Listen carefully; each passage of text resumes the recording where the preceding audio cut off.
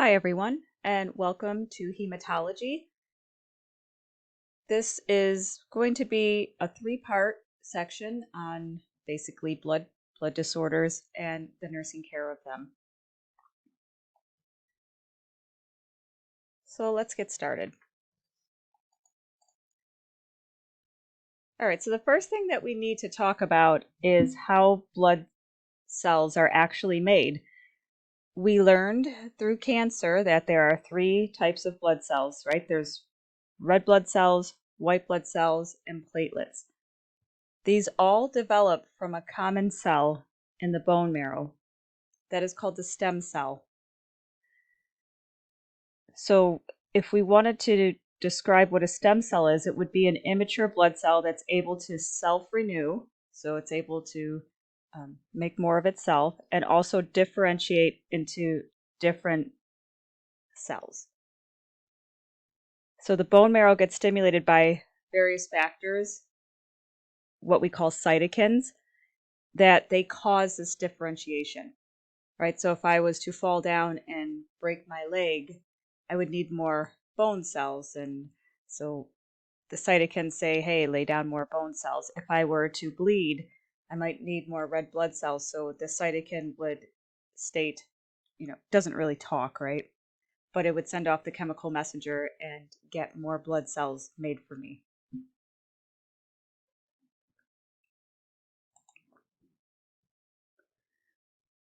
So this slide really shows you what is in a component, basically what's in our blood. If you were to take a tube of blood, what would it look like?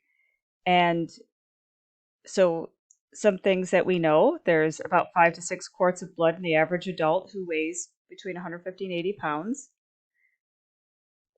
There are two major components in the blood. One is plasma, and the other are the blood cells. So 45% of the blood cells are made up of the red blood cells, white blood cells, and platelets. The other 55% is plasma. So the plasma is mostly water, but does contain some proteins and some electrolytes and some waste, actually. And so again, this is from your textbook. This is figure 29-2. So this is what it looks like. Again, this is just background, but I think it's important that you know what the blood is made up of. So let's break down some of the components that we need to be concerned about. So the red blood cells. The other name for a red blood cell is erythrocyte. So if you see that, that's what it means. A baby red blood cell is called a reticulocyte. It's very important knowledge, right? We want to know what is an adult red blood cell, what's a baby. When I say, I don't mean that adults all have erythrocytes and babies have reticulocytes. I mean they're immature cells. We all have them. The main job of the red blood cells is to transport oxygen and carbon dioxide.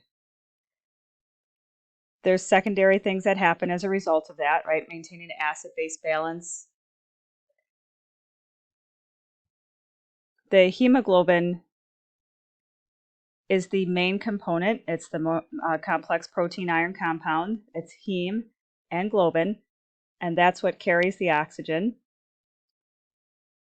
And in order for us to make enough red blood cells, we require iron, vitamin B12, vitamin B6, folate, and protein.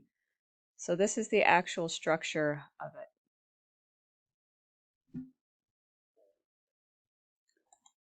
The process by which we get red blood cells made is called erythropoiesis. So erythropoietin is a growth factor that's basically made by the kidney when the kidney detects that there's not enough oxygen in the blood.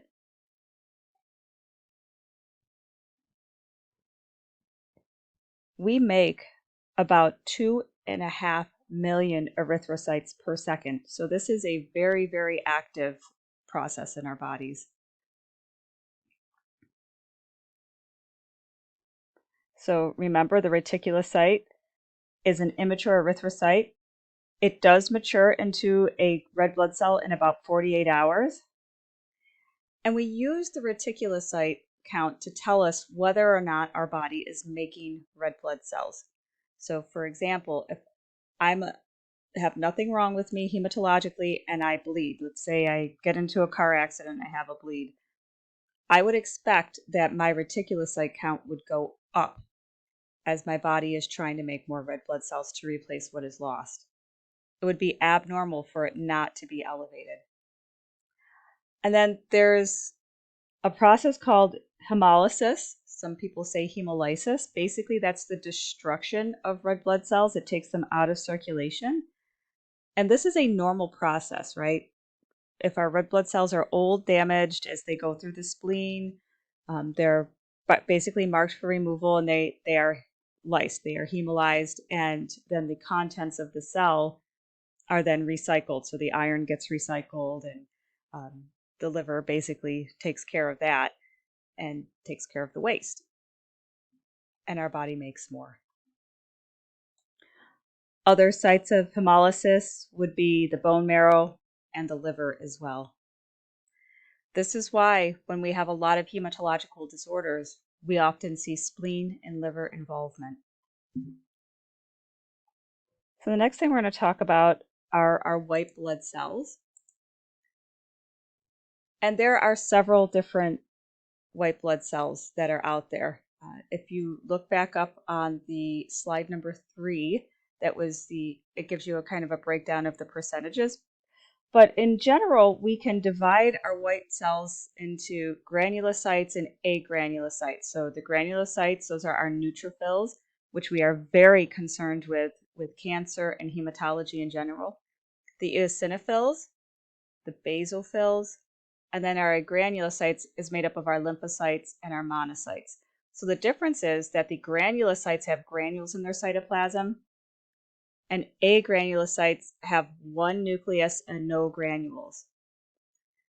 These cells can be highly variable. They can live from hours to years, depending on their type. So we're going to break down the most important of them for us in this section, which is the neutrophils.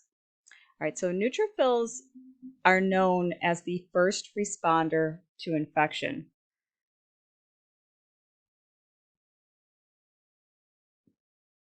When we talked about red blood cells, we said that an immature red blood cell is a reticulocyte.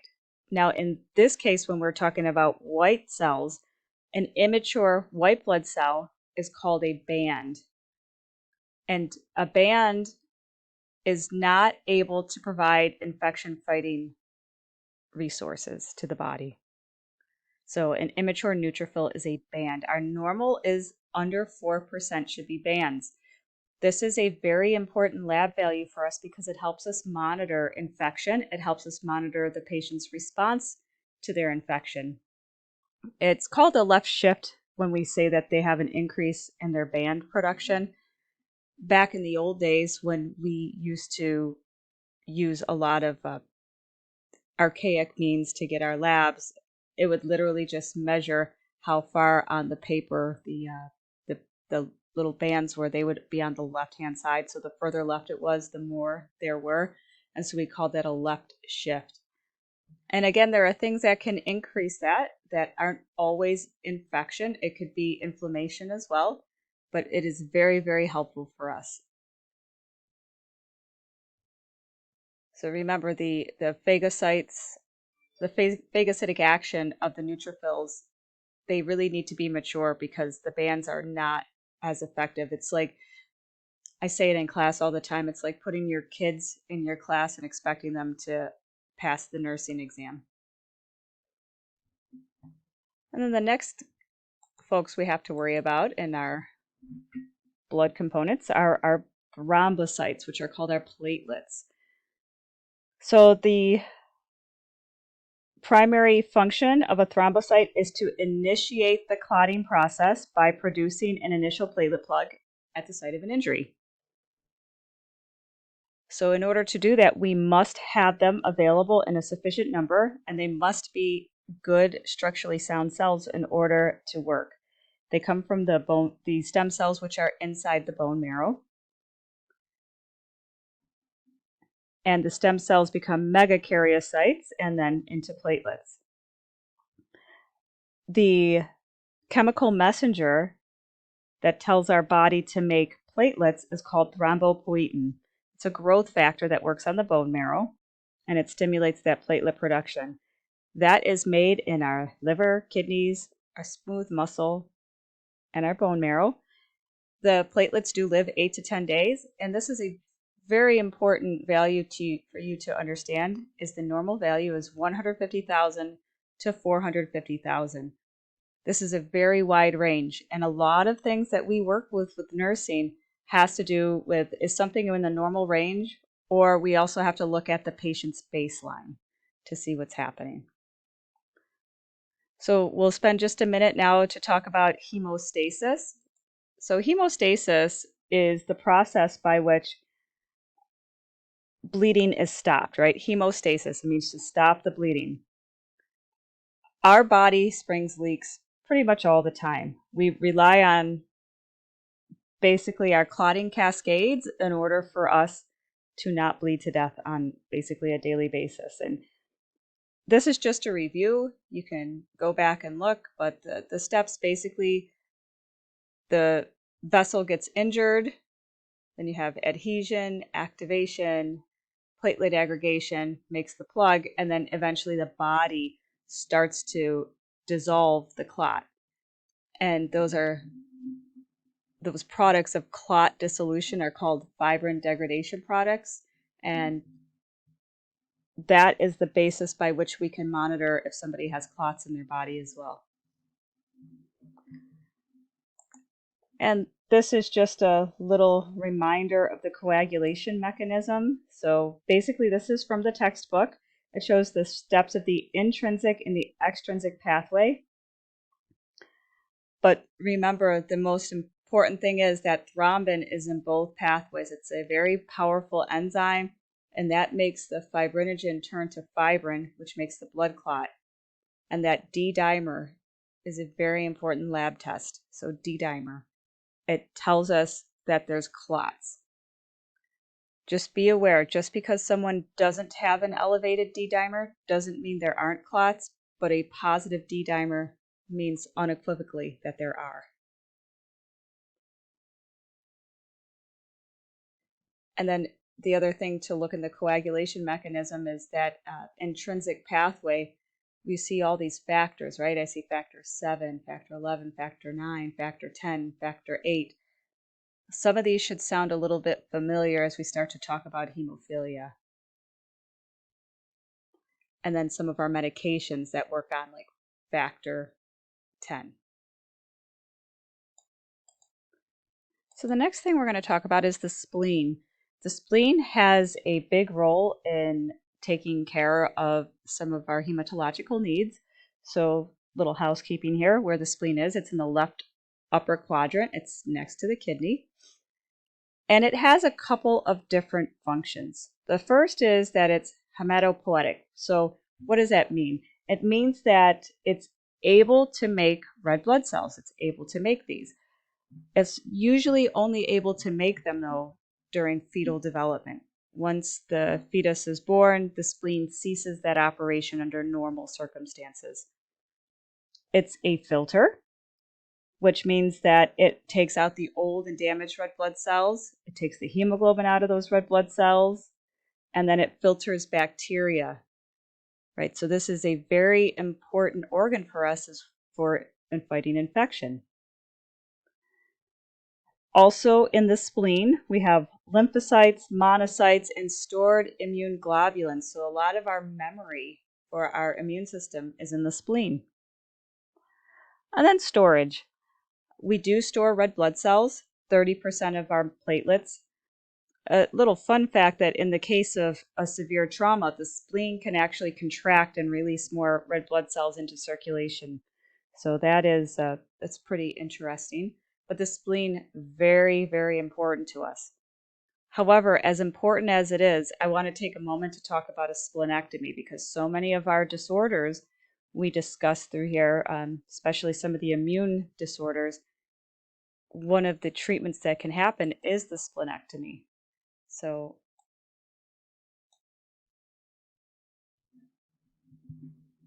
basically, if the spleen is holding on to our platelets, if it's marking our red cells for destruction too much, we can take out the spleen. So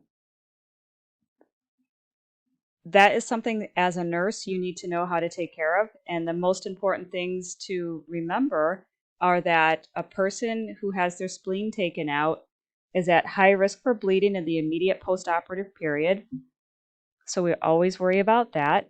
And second, that they have an increased risk of infection, because remember, I just spoke to you about the role of the spleen in the immune system. So as a result, after our splenectomy, before our patients even leave the hospital, we give them new vaccines, including pneumonia, meningococcal, HIV, so Hemostasis influenza. And that can happen before the splenectomy, after the splenectomy. It's up to the doctor. The most important thing to know, though, is that basically, if you take out the spleen, they have a risk for hemorrhage and shock in the immediate postoperative period. And then you need to make sure they get their vaccines. All right. The other part of the system we'll look at is called the lymph drainage system. So just like we have blood vessels that carry our blood and our, all the components therein, we also have a lymph system, which is basically our drainage. So it takes the fluid that's coming from the interstitial area, and that keeps us from getting full of edema. And it takes it and it filters the pathogens, and then it returns the fluid back into circulation now that's been filtered. We have a bunch of lymph nodes all throughout our body. And you can see here, this is from the textbook. These are the palpable superficial lymph nodes. So where we can usually feel the lymph nodes. So if you can feel them, they're usually small, like 1/2 to 1 centimeter, and they're considered to be mobile, firm, and non-tender. That's what we're looking for. So take a moment. I hope that you had done some of this assessment in your previous classes, but to feel up, see if you can feel those cervical changes, see if you can feel sometimes the inguinal nodes you can feel. It's not abnormal not to feel them, okay? Not everybody has prominent lymph nodes, and sometimes they only become prominent when there's an infection. So, for example, somebody who has a cold, like a viral infection, might start to feel lymph nodes in the submandibular, submental, basically anywhere draining from the head. And that lymph system is also important, we found out, under cancer, because it's one of the ways that cancer spreads. So we can biopsy lymph nodes to see that spread. All right, the next thing we're going to talk about here is the liver.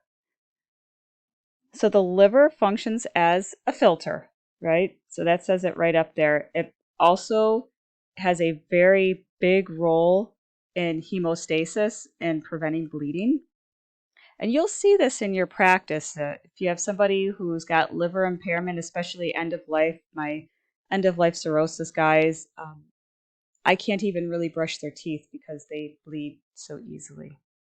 So you have to be, treat all of the people with those liver dysfunctions like that as potential bleeders. All right, so it also stores excess iron. And if somebody gets too many blood transfusions, or they have a disease like hemochromatosis that causes iron overload, this can result in more iron than what the tissues need. And there's something that's produced by the liver, it's called hepcidin, that kind of regulates that iron balance.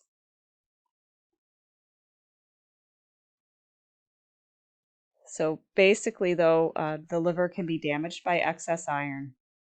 So just know where your liver is, what it does, very important.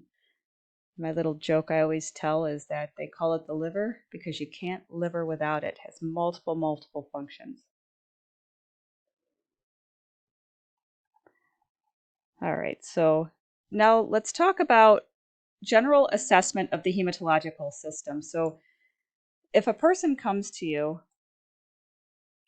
and you're going to take care of them, there are some things that you need to talk to them about. Like there's what we call subjective data and objective data. So things that would be subjective data would be things in their health history, like their demographic data, any history of, family history or something they report, any past or current use of medications, herbs, supplements, any surgeries, right? Especially look at if somebody's had their spleen taken out or they had some sort of prosthetic heart valve, because that can munch up your red blood cells. Any GI surgeries, because we need certain building blocks in order to make our red blood cells. History of any blood transfusions. Any problems like anemia, bleeding, any transplants, alcohol or IV drug use, any history of infections or recurrent infections especially, and any problems with blood clotting. Their medications, we need to look at not only what's prescribed, but over the counter medications. Sometimes people consider herbals not to be medications, so you might need to specifically ask them about those herbal medications. So many, like I can think of St. John's wort can impair clotting. Dietary supplements as well.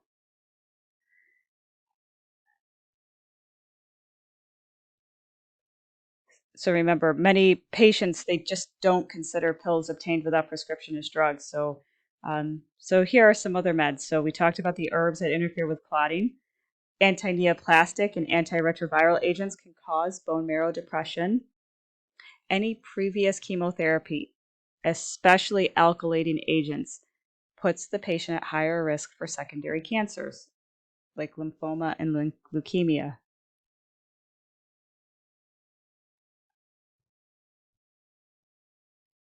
And then we have our objective data, which that would be height and weight. What are we looking for? Anorexia, nausea, vomiting, any oral discomfort. We can assess any lumps looking at our lymph nodes. We can determine if they currently have a fever or recurring fevers. We can listen to the lungs. We can assess urinary and bowel elimination. Some of the other things that we need to assess would be paresthesias, numbness and tingling. That is something that's subjective. We as providers cannot see those. So my point is, you have to do a full assessment, a head to toe, and look for abnormals and talk to your patient, right? We also need to palpate the liver and the spleen. Usually we shouldn't be able to palpate the spleen. You need to look at the skin. And what are we looking for? Petechiae, ecchymosis, spider nevus. If somebody has a problem with their red blood cells, their skin may be pale, or they may have a cyanotic tinge.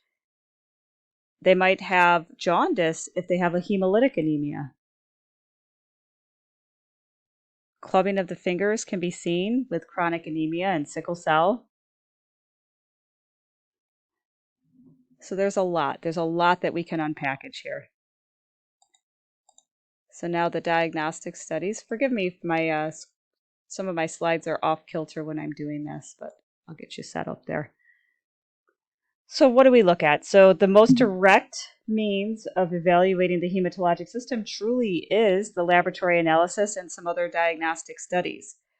So we look at the complete blood count, and in that we're looking for basically numbers, percentages of the to basically assess those three major blood cells in the bone marrow. So the reds, the whites, and the platelets. What you have up here on this is a peripheral smear. So you can see that there. It's a peripheral smear. Basically, it helps us look at the shape and appearance of the cells. And that picture that's on the top there, you can see basically a pretty normal distribution. And the one that's below it would be pancytopenia. So there's not a lot of blood cells in there at all. So pancytopenia is a marked decrease in the number of reds, whites, and platelets. And remember, our values, especially for some red blood cells, are based on body mass. So they're different for men and women. So let's take a look at that. Anemia, hemorrhage, hemodilution, like if we have too much fluids on board, can cause reduced red blood cells. And then if somebody's dehydrated or they have hemoconcentration, they can have elevated, which is not the true indicator. This is why a lot of times for the red blood cells, we don't just go on the lab values. We have to go on the patient response, right? What are their signs and symptoms? So some things that you should know, though, are that the normal hemoglobin values for a male and female are different. So understand what those are, and that the hematocrit is generally 3 times the hemoglobin value. We look at the indices. So what is an indice? So basically the volume and the color. That tells us basically what the cell looks like under the microscope, and we'll discuss some of that more under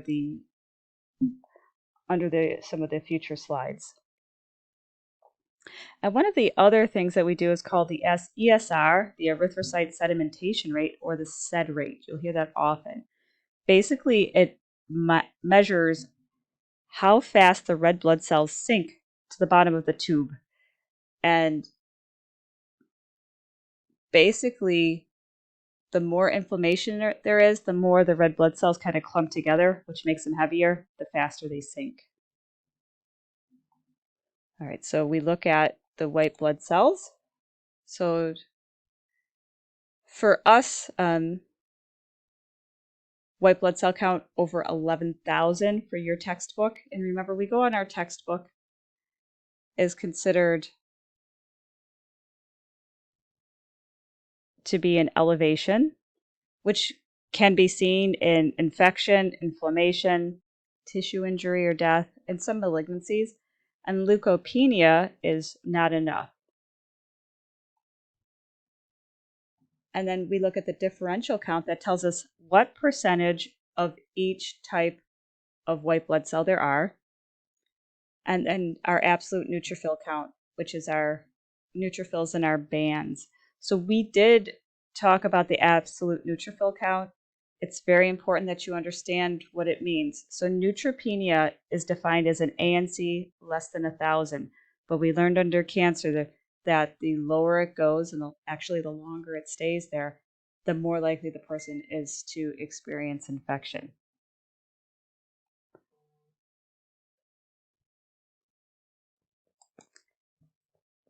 And the next lab we'll talk about is the platelet count. So we already talked a little bit about this, which is basically the normal 150,000 to 400,000. You can see it a little different here and there. But we need to then further quantify it, right? So basically, we know that thrombocytopenia under 100,000, that's the actual definition. We start to get very concerned at 50,000 that the person could bleed from even small injuries that would be normally not cause much trouble. But under 20,000 is danger of a spontaneous hemorrhage. So, and even more so under 10,000. So we tend to give transfusions for platelets only once they fall under 20,000. That's a very important thing to remember, that we do not transfuse unless the platelet count is under 20,000. Now, some people are going to say, Mrs. White, I saw somebody get a transfusion just the other day and their platelet count was 50,000. That's the real world. In NCLEX land, we will not transfuse unless it's under 20,000. Now, the other end of that is thrombocytosis, which means there's too many platelets. And at that point, when we have too much of something, especially like that, we have to consider them to be potential clotters, right? So that's too many platelets. Sometimes that occurs because of certain cancers and inflammation. So we'll talk about some of those disorders later as well. And then now we have here the, let me move this slide over here just a little bit for you. Again, I don't know why it does that, but I think it's because some of them are older slides. So blood typing and Rh factor. Sometimes people don't actually know their blood type. I happen to know mine because I've had enough surgeries and I donate blood. So if you don't know yours and you want to figure it out, you could always attempt to donate blood. So basically, we do blood typing and the Rh factor. So we know our blood types O, A, B, AB. The universal donor is O negative and the universal recipient is AB positive. But then we also have the Rh factor. That's a third antigen, the D antigen. So if you're positive, you have the antigen, and Rh negative does not. So the test that, if you see that, is a Coombs test. And this can cause significant problems if we're doing transfusions or during childbirth. So for transfusions, this is the basis of the hemolytic transfusion reaction, the most deadly, the one that we're concerned about happening the most. So we'll talk about that as well going forward. Bone marrow biopsy is something that we do. We actually examine the bone marrow basically under the microscope. So things that you need to know about the bone marrow biopsy. The most preferred location is the iliac crest. It is the posterior iliac crest to be specific. Bleeding is, of course, our big concern right after this, which is why we need to apply pressure. The way we do that is generally having the person lay on that affected side for about an hour, after at least an hour, and then avoiding any NSAIDs and aspirin. So after the aspiration and the biopsy, we assess that site frequently on the day and for several days after. So we let the patient know that they could have some discomfort. It's not a painless procedure. But we do give them analgesics. We could do bone marrow biopsies from other areas, but again, this is the most preferred site, and this would probably be the one that you would be tested on most often.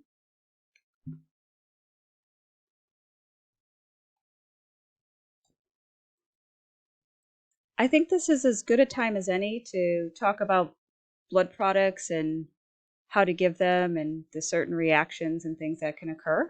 And then that will end our first section.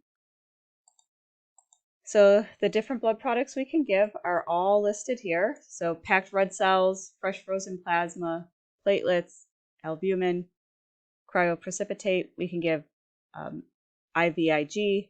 And then, although it's not a blood product, I think it belongs here, the chelation therapy for iron overload.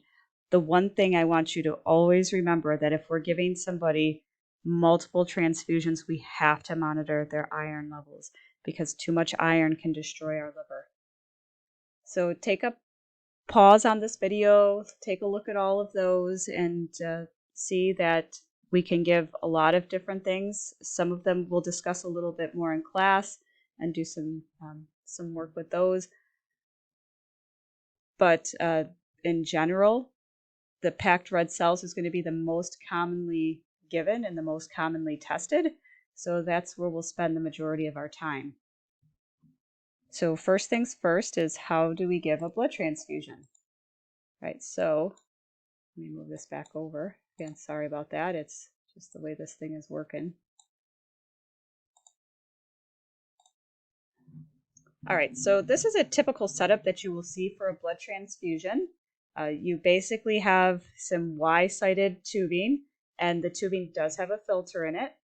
And then we have the blood bag that gets spiked with one tip, and the other always goes to normal saline. It will never go to anything else. So don't let yourself get tricked on anything. It is only normal saline. Additionally, when we give a blood transfusion, we give it through its own line, right? So we don't want to give a blood transfusion in a line where there's other medications going, because the can increase complications, and we just don't do it. Make sure you give blood in its own line. Now, inevitably, someone will say, but I saw somebody getting blood through a PICC line, and they had other things going through the PICC line. Yes, that's because there's different ports on a PICC line, and they're each considered their own line, so they're not mixing in the tube. So for safety and basically Joint Commission standards, we always have 2 verifiers with the blood that we draw as the sample for the type and screen. And then also when we pick it up from the lab and when we hang it, this is a responsibility you must take very seriously. For IV access, needs to be at least 22 gauge, but bigger is better. So remember, with IVs, the smaller the number, the bigger the gauge of the needle is. So for me, yes, we could use a 22. I'd prefer larger. Generally preferred would be 20, 18 would be even better. Before you even think about getting the blood from the blood bank, do a patient assessment. Make sure that they're safely able to get the blood. And if you check their vital signs, if there's anything abnormal, you need to call the provider for direction. Right? So somebody might have an elevated temperature, things like that. And then once you get the blood, it has to be started within 30 minutes or returned to the blood bank. It cannot sit out. And the other thing is that, and I don't have it listed on here, but you have to have the blood completed within 4 hours. From the time you hang that blood to the time that transfusion completes, you have 4 hours. And that's to decrease bacterial contamination. And when we start to give blood, we give it slowly first. We have a little set parameters that we do. We give it slow, and then we kind of turn it up if indicated. So I'll talk to you more about that in class. So now let's talk about what can happen because of blood transfusions. The first would be the hemolytic transfusion reaction. This is the one that we are absolutely terrified of happening. It can occur with as little as 10 mL of donor packed red blood cells being transfused into the body. So in this, basically, the recipient recognizes the donor as an invader and attacks the donor cells. So it's ABO incompatibility, the acute hemolytic reaction. You can see the signs. These are the fever, chills, back pain. They may have bronchospasm, bleeding in their urine, so hemoglobinuria, complete vascular collapse. They might go into a shock state, acute renal failure. So what do? Stop. Anytime you have a transfusion reaction, you have to stop the transfusion. We basically hang normal saline. If the patient is unstable, you have to basically call a rapid response, get that doctor involved, get the blood bank involved. You might need to recheck everything. So what do we anticipate? We anticipate bolus fluids, additional testing, make sure they don't have DIC, potential transfer to the ICU if they are having a true hemolytic reaction. One of the reasons we don't recommend routine use of things like Tylenol and Benadryl before transfusions, even though we may give them during, is because they can mask the symptoms of an acute hemolytic reaction. All right, some of the other reactions that can occur, we have the blood transfusion reaction. So this basically is anaphylaxis, so the person is allergic to the donor, and they will have an allergic reaction. So what are the signs of that? Wheezing, angioedema, hypotension, hives, itching. So what do? Once again, stop the transfusion. Give them normal saline. If they're unstable, rapid response. We anticipate that we're going to give them Benadryl, epinephrine, Solumedrol, right? So we're going to treat them as if they're having an anaphylactic reaction. They might need pressor support. Oxygen for sure. Airway becomes your priority in an anaphylactic reaction. On the right-hand side, you see the febrile non-hemolytic transfusion reaction. So basically, it's a fever because of the cytokines, so inflammation occurs. If it's a very high fever, it's It's unlikely it's just a febrile reaction. Oftentimes we just have a low-grade fever with this. And if that's the case, oftentimes if it's just the temperature and it's not associated with the actual chills, rigors, or dyspnea, a lot of times the doctor says give them Tylenol. And they may anyways. But if you have something severe, if the patient is unstable, remember you need to stop the transfusion and then restart as ordered after the doctor is assessed. All right, so TRALI, that is transfusion-related acute lung injury, and we will spend more time talking about lung injuries and acute respiratory distress syndrome under our respiratory section. But basically, this is acute lung damage because there's basically a reaction that occurs because of the neutrophils in the donor. Doesn't happen very often, but if you were to see it, it's very serious. Occurs within 6 hours of the transfusion. The person is so short of breath, hypoxic, fever, hypotensive. So what do? By this time, more than likely, the transfusion's already stopped, but if they were still getting transfusions, then stop and assess the patient. They might need normal saline, oxygen support, fluids, pressors. What is the diagnosis? If you can look here, there's a chest x-ray there. You can see on the right, the patient has nice clear lungs, and then on the left, they are whited out. So basically, it follows the pathway of ARDS. The signs and symptoms are the same as ARDS, which we will talk about under respiratory. And then the transfusion-associated circulatory overload, TACO. So let's TACO about it. So right there, I put a TACO to make you think about it. TACOs have a lot of salt and water. Water follows salt, gives you overload. You can see the path I'm taking here. So basically, what this means is that the person is got too much volume, right? We've given them blood, but now they've got too much volume.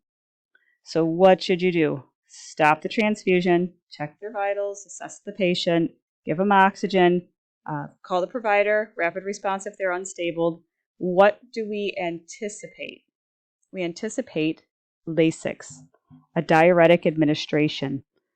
So for us as nurses, if we know that people who have congestive heart failure might have some trouble getting all these fluids in. So what might we have the doctor order before? Certainly ask them for the Lasix in advance, right? So there's a little example on how to do it. So that's a little S-bar. So ask the doctor for some Lasix. And then the last one we're going to talk about is transfusion-associated sepsis. So sepsis we talk about under shock, but to understand that sepsis can occur if there is a bacterial contamination in the blood. Now, we do try and screen for such things in the blood bank. However, anything can happen and the blood can become contaminated. So if we have an acute bacterial infection, so that bacteria just runs rampant, usually within 5 hours, can be as early as 30 minutes after the transfusion. So understand that many of these reactions to blood have sort of the same signs and symptoms. And that's why the treatment really starts with stopping them, hanging the normal saline, getting the doctor involved, rapid response if they're unstable, and then following the next orders. So guys, this was a little long, but I think we covered a lot of ground here, so I'll stop this one and we'll regroup for the next.